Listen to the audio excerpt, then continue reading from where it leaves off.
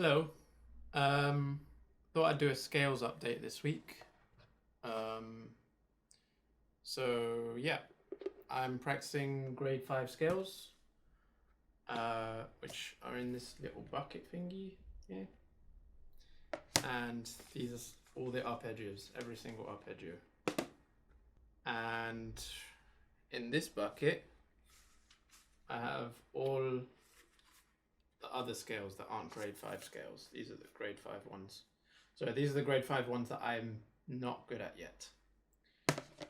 Here there's some grade 5 ones that I am good at, and every other scale before grade 5. So I don't play any of the ones in here. I'm currently only playing the ones in here.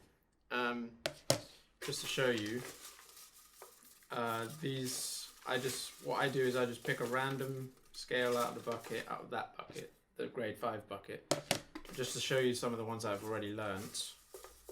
I'll end up messing them up now, but so for example, E major contrary motion. Yeah, I'll pick it out and then I'll play it. That's what I do when I'm practicing scales, and I'll do that for half an hour at the beginning of every session. So E major contrary motion is, oops, sorry.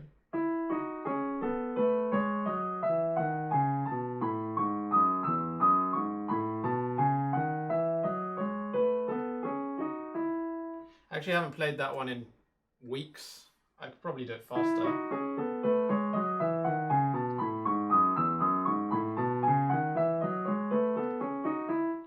Yeah, and that would be that one. So generally my aim for the ones that I'm not good at, the aim is to play them twice. The first 2 times that I play them that day have to be without mistakes. If I can do that, then I'll put them in the other bucket and I'll be like, yeah, that's kind of like good now. I don't need to practice that one anymore. Until this bucket is empty. These will be, once I've got all the grade 5 ones good, then this bucket will be empty, and then I'll just empty it back and practice every single one again, and basically be transferring them as I do them again. Arpeggios, I just do arpeggios. I just pick one out and I just do it. And if I can do it, then I can do it. But I'm really bad at arpeggios, so you'll see, like, I'll pick one out here. E flat major. E flat major is one of my stronger ones, and you'll see that I can't play it anywhere near as quick.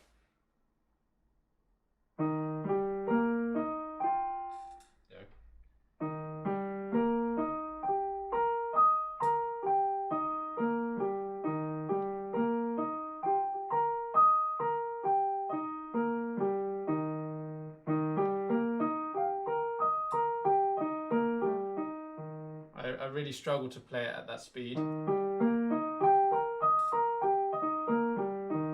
And generally the speed that I want to be playing it at is this speed.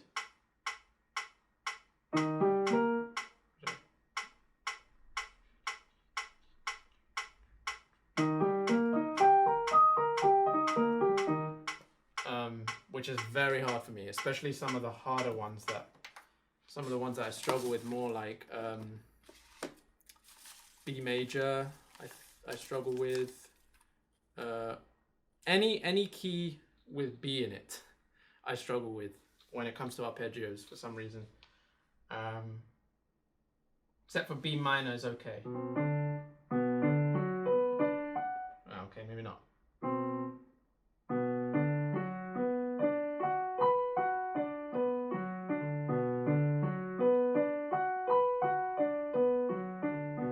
But I don't even think I can play that one at 120.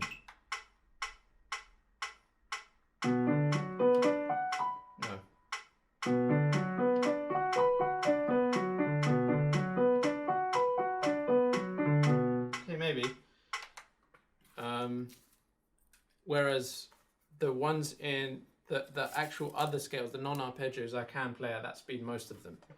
Yeah, so that's what I've been doing with my scales.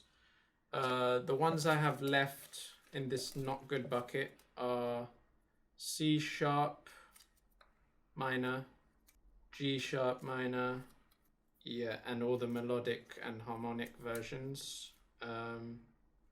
A flat major and staccato, B flat harmonic minor, D flat and contrary motion, D flat major, contrary motion. So yeah, it's mainly C sharp and G sharp minor that are giving me problems. I have E flat melodic minor in here as well. So those are the ones that I'm struggling with. I can show you one of them. I'll just pick one at random. So not that one. Just G sharp minor is kind of boring. We'll do instead of G sharp minor, I'll do G sharp harmonic minor.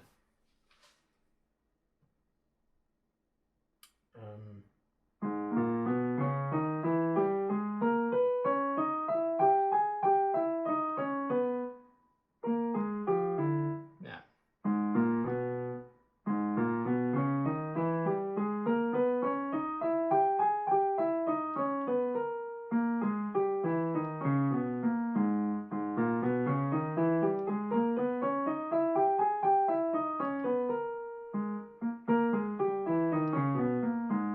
Yeah, so I struggle with that one.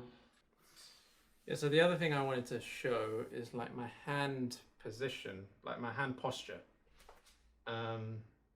Because I think my left hand has improved a lot with regards to hand posture.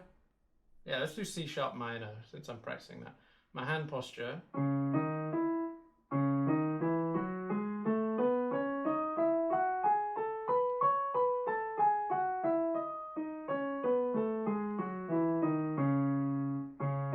Is a lot more relaxed with my left hand. I don't know if that's visible. I still have problems with my little finger coming up a bit, like doing that, basically. But for the most part, I think my hand posture is relaxed. My right hand is not as good with that. My right hand's a bit more stiff.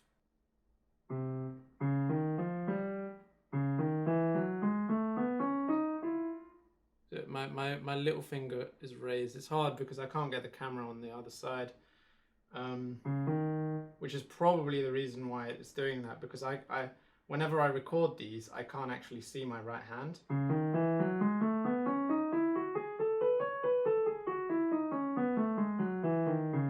I can feel that on the right side of my right hand, it's not as relaxed, and my thumb also gets locked quite a lot.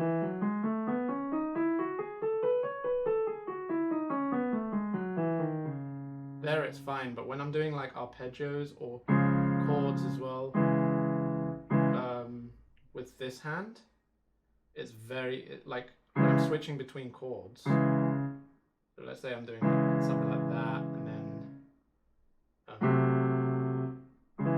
something like that, right? It's very easy for my thumb to get locked. I'm not even good at doing that anyway.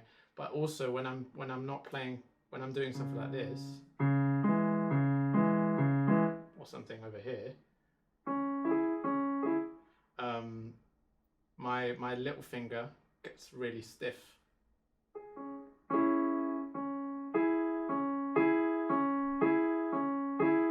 So yeah,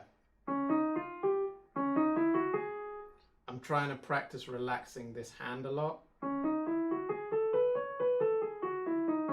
and I don't really know what exactly to do other than just notice that I'm tense and then focus on relaxing rather than focusing on getting the keys right, or maybe playing slower so I can get the notes right and relax at the same time.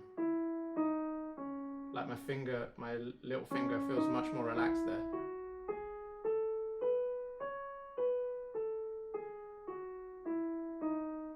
Because I also want it to be relaxed when I play loudly as well.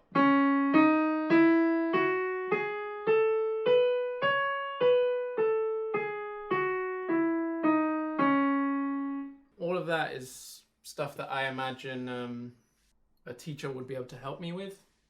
they'll be able to point out your, your thumb, your little fingers up, put it down or something, or even tell me like how to relax my hand, if that makes sense.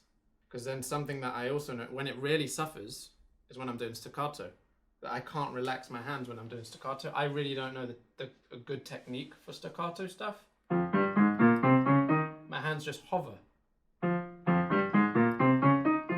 And it's, when you're playing faster, it probably just makes it really easy to miss the keys. Like that, like I just did. So I don't really know how to fix that. Because I also want to be able to play piano and forte and all of that. Different like types of playing without being tense.